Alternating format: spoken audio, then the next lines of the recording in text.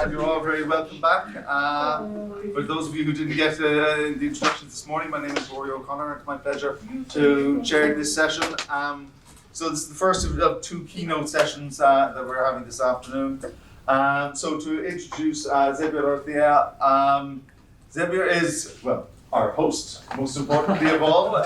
So he works here at Technal as a project team leader, and in academic terms works also part-time at the University of the Basque Country, and is an editor and editorial board of both IT software and IEEE software. Yeah. Okay, so important man for us all. Not really. No. You can ask my wife. That's two of the bosses here in the audience. Okay, so Xabier's going to talk to us about the domain of e-health, and particularly risk and Gdpr for transnational data. So Okay, thank you. Thank you very much for this introduction, Rory. Do you hear me in the back? No. It's okay? Yes. No? No? Really? Okay. Okay. Thank you. So I think when I was preparing this keynote, I was thinking about how many people they will be at this room, for example, and also I was looking at the time frame. Also, maybe you are thinking to get relaxed out there. Okay. The weather is not like in the south of Spain, so maybe it's not really convenient to be laid down in the grass. And there was another fear, that is maybe nobody would be at the room. And so this presentation, this keynote is about a little bit my real life. Okay, and maybe you will be reflected in this real life, because when I started to work here in this building in 2000, approximately, I started to travel around Europe. After 2 months, my number of travels increased, and then it became a little bit nightmare, like a nightmare, you know. So when you are traveling so much, maybe you are becoming ill at some point, and you need to go to the doctor. So the rule is that all of us will have our own specificities.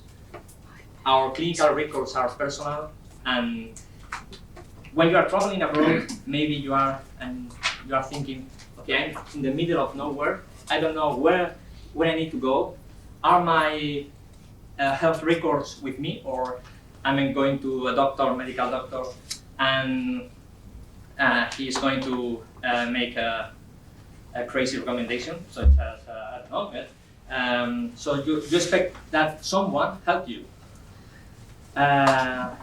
Sometimes you feel like a man that has some barriers and he cannot access to the medical facilities, and sometimes you are like this. You are out of the box. You are not in the system because your name, your identity is not on the system because you are from France or you are traveling. So let's assume a case. A case is you have a friend from UK traveling to Italy, you have other friends from Italy traveling to Spain, and they want to move because you want to visit them, and you need some kind of support from the European Union, for example. The European Union, the treaty, the Lisbon Treaty, say that you have the right of movement, but also you have the right to access the healthcare in any country. So this is really important because when you are accessing to the healthcare system, your records should be and must be there. According to the Organization for Economic Cooperation, the health systems are basically, the physicians use a computer. So all your records are in a computer for making appointments, which is not really sensitive, but maybe there are laboratory tests that are more sensitive. So here we are dealing with security and privacy issues. And in this sense, how secure is the infrastructure for accessing your health data? Are health data protected or not? Are we complying with the European laws? Because maybe you have been overloaded by many emails during the last month since April that asking you for a consent. Yeah. Google send you consent and many other places. So in this context, there is a European project where it's stemming from, and it's the SHIELD project, okay, the European Security and Health Data Exchange. Currently, the current national health systems have a way to be connected. However, as I'm going to show you, there are some problems, some mistakes, some vulnerabilities. Okay, we have several key results. We have several objectives. My main outcomes is not from this presentation is not that you know perfectly what are the objectives of this project. But the idea is that we have a high-level schema, which is this one. All the national health systems are connected through what is called OpenNCP. And all these systems, what we are going to do is to analyze the vulnerabilities of this system. Okay. There are some security challenges nowadays in the 20th century. The patient is in the middle of everything. So your health data should be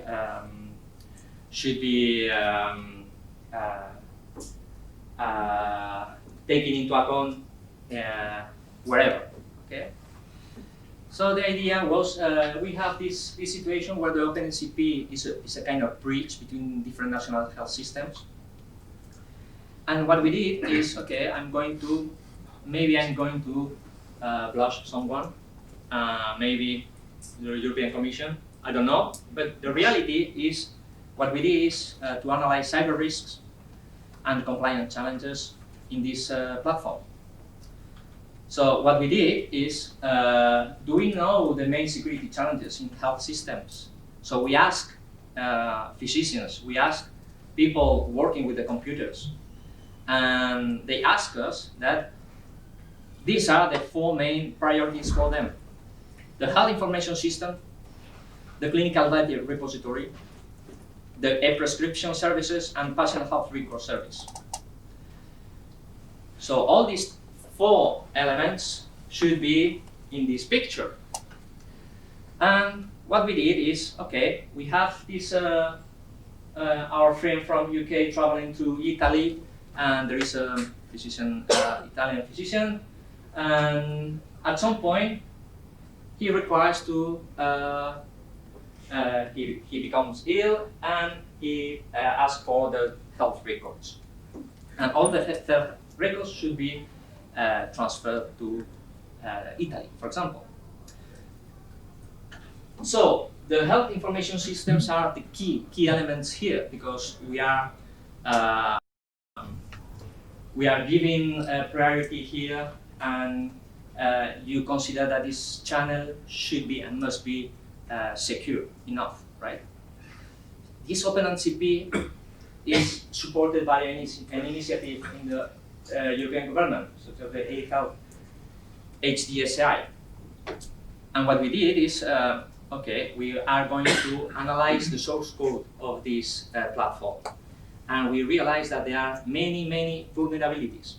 So if you are a medium hacker, you have the means for accessing different data. Okay, so maybe I'm blushing someone, I don't know, but this is the reality. So there are some cyber risks, and we have other challenges from the legal point of view. As you know, the Gdpr is on the way, and we defined in this project different scenarios, because we need to consider different situations when someone is traveling abroad and you fall ill and so on. And for example, this is a typical situation when an Italian go to Spain or to Italy or to UK, for example, and you have a stroke and you need to go to the Spanish hospital, and all your patients' health records should be shared between physicians. So what are the main GDPR challenges here? So there are many challenges here from the GDPR point of view. Okay, from the lawfulness, data processing, consent management. We are adding more means for consent because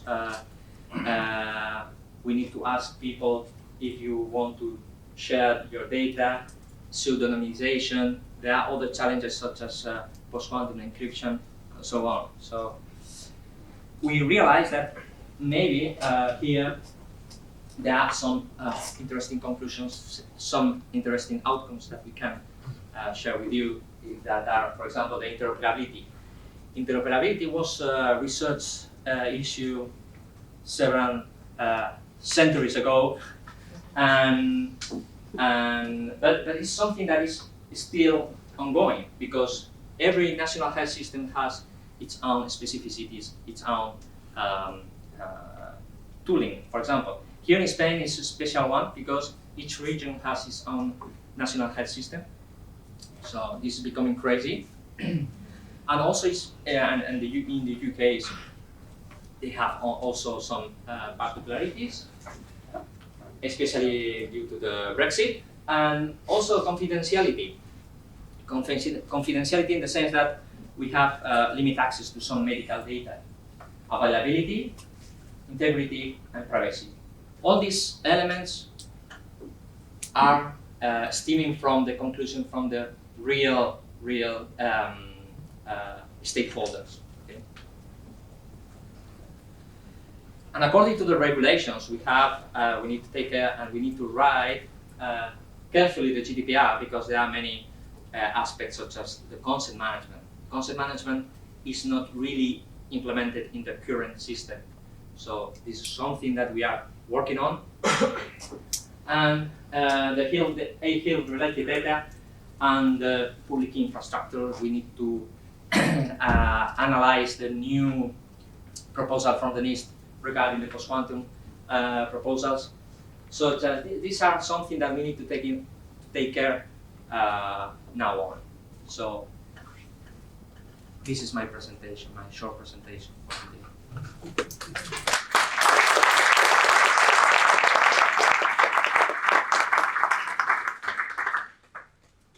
Do you have any questions? So, don't be shy.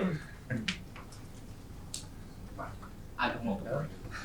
That consent thing which you said for the GDPR, if it happens to have an accident and I wouldn't have given my okay, Yeah. and I'm about to die, I mean you could overrule that. Or how would that be handled? Do you have an answer on that? Yeah, you are the rule. The law says that physicians are authorized to use your data in case of you are not you cannot give your consent. Mm. So if you cannot give your consent because you are regular situation, it's called regular situations. So the physicians must act. So you would be safe. Is that system already in place? I never heard about it. Sorry. The system, there is a there are several initiatives here. I haven't put them all of them, but there is this initiative is called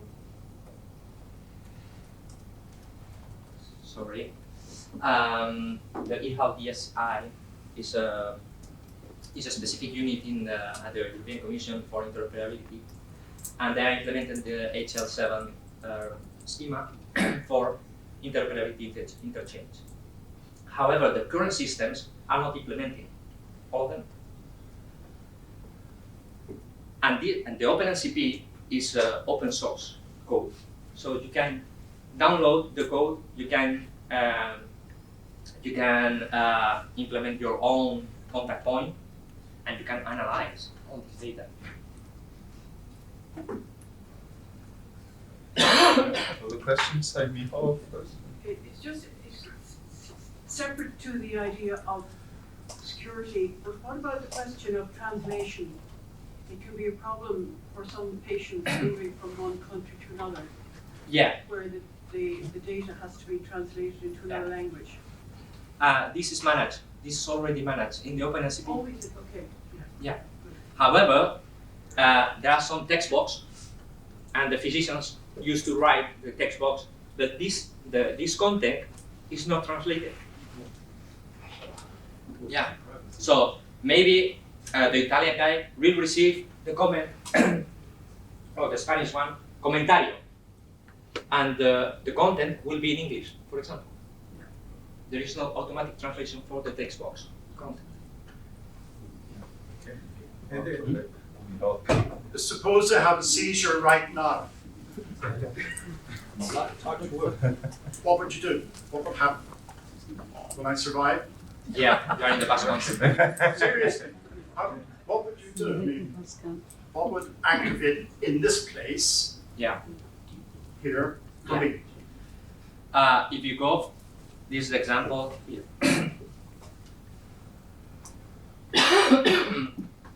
You go to the Spanish hospital. Sorry. And you don't have any inconvenience because they are going to share your health record. They are going to ask to your country your health data. However, there are some data that is not shared. So it depends on the source and the target countries. Okay. This is a big problem now that currently they are trying to solve. The physicians, the medical doctors are going to attend you. They are going to save you. But maybe they have some missing information. So they are going to solve these gaps. Richard? I was just thinking, when we think about this kind of cloud, yeah, and we're thinking products like cars or planes, yeah, would it be possible with such a system, because we have at the moment accident warning systems which call in the car immediately the ambulance, right? When you have, at least my car is that now, the new one, yeah, when I have an accident, immediately calls the whatever police and ambulance. Even I don't have to touch anything.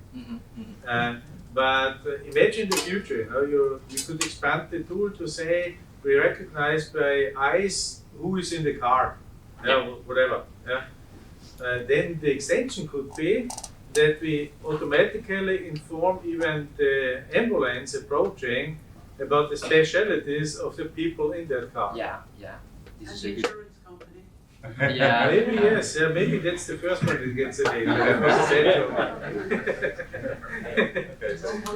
Yeah. How many of you have this already? This is the European health insurance card, so Yeah. this helps a little bit. Yeah, of course, we have it in Austria as well, yeah. But if it's shared with the other country, I don't know. Because is it shared? When I have in Austria this kind of green card, Yeah. which is exactly the data you're talking about, and I enter that card to your hospital here, they could access the data? They or can is it access like data. it's country specific? Yeah. maybe? Yeah. Here, this is in fact is like a bottleneck because there is just one contact point. There is one point per country. Okay. So this is important because imagine you are in Austria or you are in UK, Yeah. and all the hospitals are connected to a central point. Aha, And okay. this central point shares the same in VPN. Okay. They share this this network. So Okay. all the petitions, are in this bottleneck. Yeah, but then I understand, because in Austria, for instance, we have centralized all medical data on a state level, yeah? And this is why we have this card what Timo showed for Finland.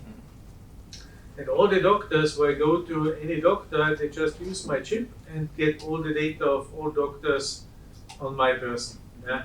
And if you have centralized it, then your system works, right? Because then the state of Austria connects to the whatever central node in Spain, and they can exchange. Yeah. Okay. But there are always translation issues because not all the drugs and medicaments have the same name and the same. So this is another war. Okay. Okay.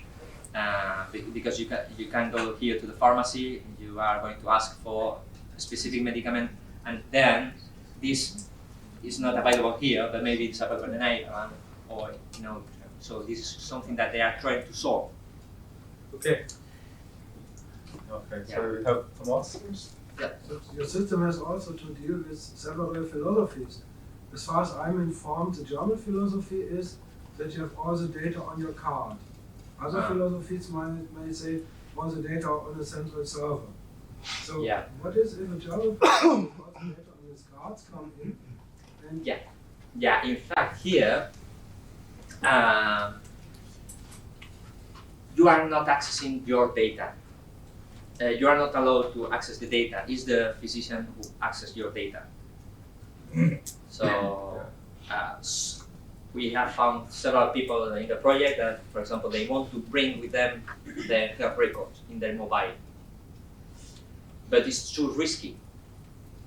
It's too risky because there are many vulnerabilities in the mobile devices. You can change your data here, and then it's propagated in the network. So the idea is just a single point where all the data is shared. Maybe you can, here, this is just a kind of interface, okay?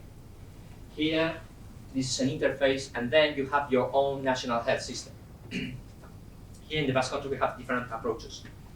You can have access your data through mobile, but just for appointments, for example. So for elements that are not too risky, for example, but this is responsibility for each country, not for the whole network. Yeah, so the answer is if a country has already centralized the data, then it's part of that network. Yeah.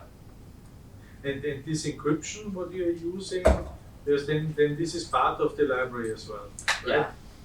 Yeah. Okay. And this is the traditional one. This is the encryption that I think is something that we need to improve and to be or to work on is in the future is regarding the post-quantum cryptography. Because they are becoming more evident that there are some computers that can implement the short approach. Maybe you are aware or not, but they can be risky to use the typical traditional ones such as this, AES. So this is something, and they are using this kind of encryption. They are using the traditional one. So what happens if there are some gaps or issues, such as the OpenSCCL, the OpenSCCL issue? So what about this? Here the problem is that we are using this as the communication channel, and they are not paying attention to the vulnerabilities here. They are paying attention to vulnerabilities here. But what about this? And in fact, this is open source. They are doing an open source project. So what we did is we analyzed the source code and we saw some common weaknesses. Okay, so we have another question here. The medical system is a huge thing, and even if we now try to share data, a lot of legal frameworks would have to follow. So I have a simple question. Let's say I'm going to a different country and I do some form, let's say an abortion or something, which is illegal in my country. And now my government has access to things that, do I get to jail? Yeah. Or Yeah, we can configure this, and if, for example, this country is trying to access a data which this country is not allowing, this point, the answer is no. They block this content. We are using other approaches that is called pseudo-anonymization or anonymization. And it's what about the scanners? The scanners, in your scanners, you have your photograph and sometimes you have your name here at some point in the picture. So we need to blind this content. We need to use some approaches for blinding some specific aspects in your data, because your country is not alone. here? Yes. Who is in control of this central OpenNCP server system, whatever that is? Is it a private company? Is it the European Commission? Okay. This is why they are investing a lot of effort on this. There's also the equality of certain content providers is also to be ensured. You have a lot of private ones maybe in Germany, Yeah. or central ones in Germany. Do you get their data? Don't you get their data? Yeah. It's a problem that maybe is an MP problem. I don't know. Because sometimes what we are trying is to allow to access your data if you have the right to access them. For example, now, if for example you have your XML, your schema, okay, you have your XML, and now all the information is not sent, or they send all this information in a row, or it's not sent. So what we are trying to do is we are going to blind some parts, such as attribute-based encryption. So based on the attributes, you blind or you encrypt some parts of your data, and you send the information. Because the physicians needs information. They need, maybe you have a heart problem, and there are some medicaments that are not allowed. The example we have, dialysis centers, private ones from Yeah. a small company. What is with that data? It's not the health system itself, it's our clinics. Yeah. We have the problem one, the Italians one are private. And they are trying to access to the Italian network. They have an agreement, and I think, we believe that this is a new business approach, a business opportunity for us. Because till now it's just the national health system. Private ones are really separate, even from the national health system. Right. Thank you. Yes, linked a little bit to this point, that now we have a lot of refugees coming to Europe. These people have no papers, no IDs, they are on the boat, have drowned, they need help. The system, the national system where they arrive, will have to deal with them. Is this factor? I think this aspect, it depends on each national health system, and it depends on politicians. Here in Spain, maybe I'm not politicians. I don't know. But we have just changed the government a few months ago, and the previous government removed this to give this national health identification. But this government has provided these cards, but at the end, all of them are treated. All of them are treated, but always in the emergencies. So just from my viewpoint, to continue my input, when OpenNCP is only using open source, yeah, and standard encryption, then this is a little bit contrary how a US government would act, or how an encryption company or service company would act, yeah, because when you are, for instance, we had some years ago Giesecke and Devrient here, yeah, that's a kind of encryption company in Germany, and they would even protect the library through which they provide the keys. Yeah. Yeah, and even when you develop a product with that, you have only the black box, but you don't know how it's calculated. Yeah. And we would not open the source code to the public for those things that are so critical. So, is there any consideration to do something about this?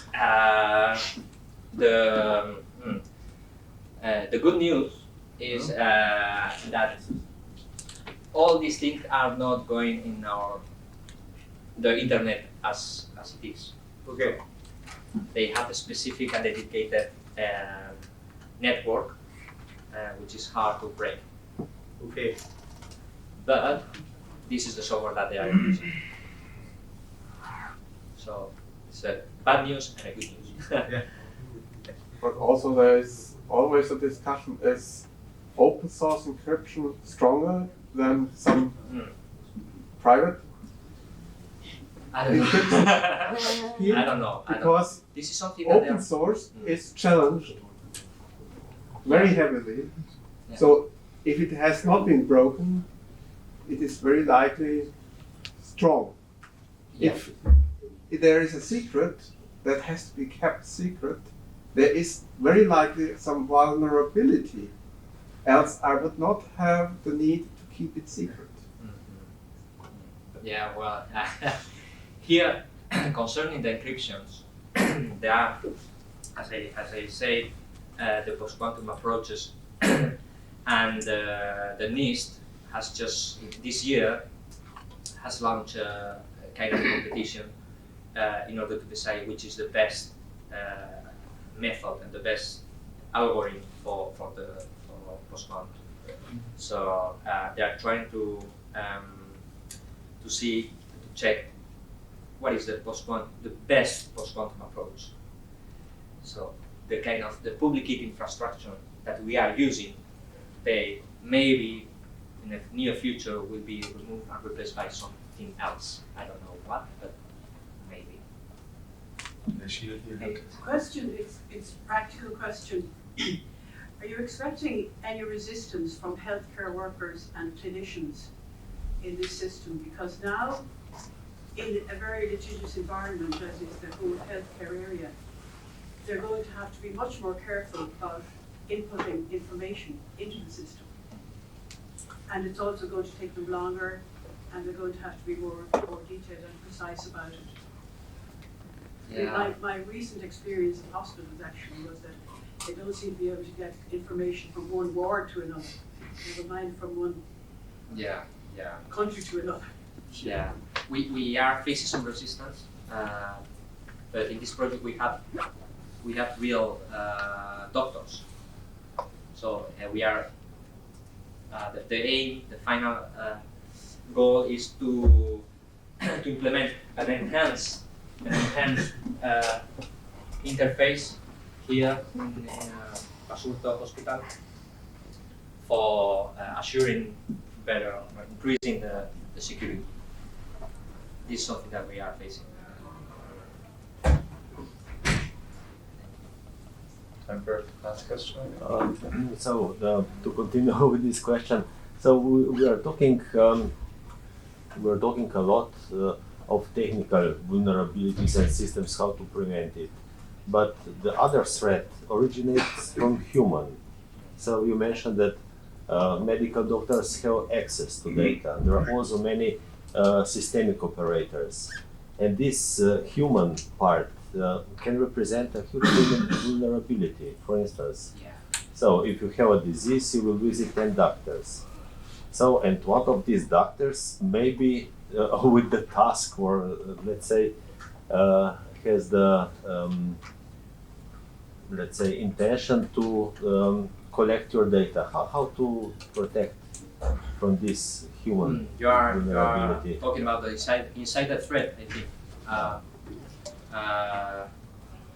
So it's hard because now I'm going to talk about the Spanish, well, the Basque Country. Okay, when a doctor access to a health record, this access is recorded. Is recorded. Everything is recorded.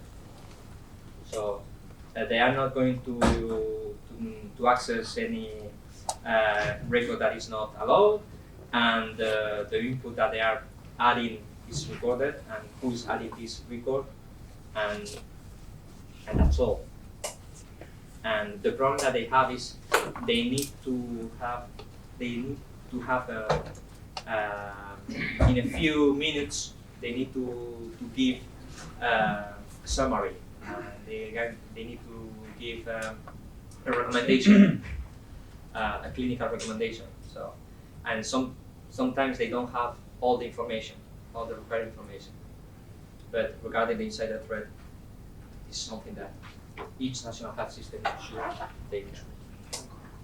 Because if you visit 10 doctors, so you don't know which of them will be those who will probably collect personal data related to most important politicians, most important people all from this the information economy. is recorded.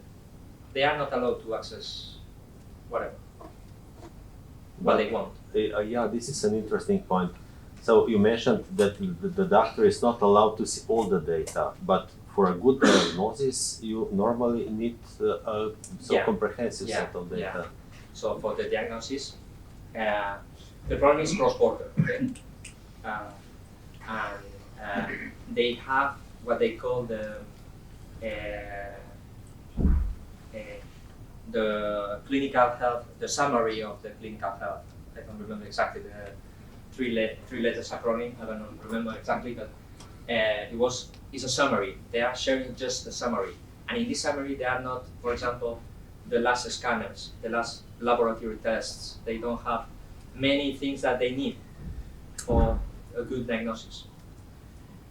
And the problem is that because there are some the name or there are some specific elements in the scanner that they are not allowed to send over this network. And we are still discussing how to allow the access to all the information, all the required information. Yeah. So I have a little follow-up anecdote for your question of 10 doctors or something. In Ireland, it's maybe 10 years ago or more, a lady won their national lottery jackpot. The biggest I know was 10 million or 100 million, something. Some huge amount of money they won. I don't remember the details, but it was the amount of times her personal government records on the tax system was accessed by people who were just curious, employees in the tax system. And actually there was a lot of people reprimanded in their job because they just went to be curious, we say in English, nosy, you know, and they just wanted to look up the records, say, oh, who's that person? Yeah, and so they had access for legitimate reasons, but no reason to look up this other than curiosity. So nobody lost their job, but it's, you know, it's so the human point of failure is different, I think. The other aspect of it is an emergency hospital is a very chaotic place. Yeah. And from the point of view of accessing the information in an emergency, we'd have to give the password to a very wide variety of people. You know, the triage nurse, the doctor on call, probably the staff nurse in the ward, lots and lots of different people. And you know, you just want to be aware of all those. It's not as simple as just somebody going to a computer. It's all very chaotic. And the password is sellotaped on the side of the screen. Exactly. Yes. I think that's it. We have maybe final question before we wrap up.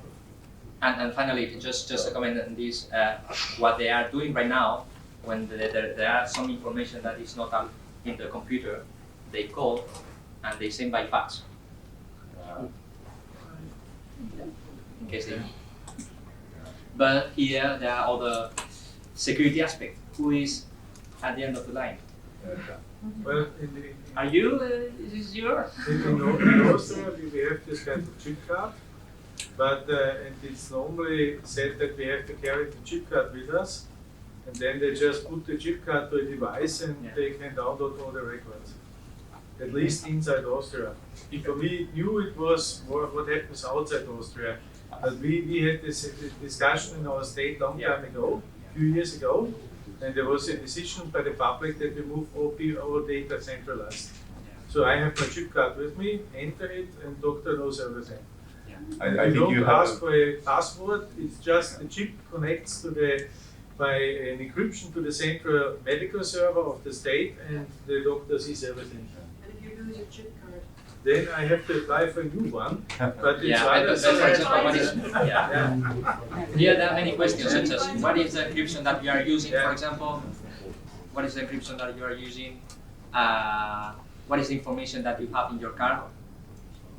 I think everything. So there are many questions. No, I think in Austria we decided that the information is not like in Germany on the chip, but it's centralized.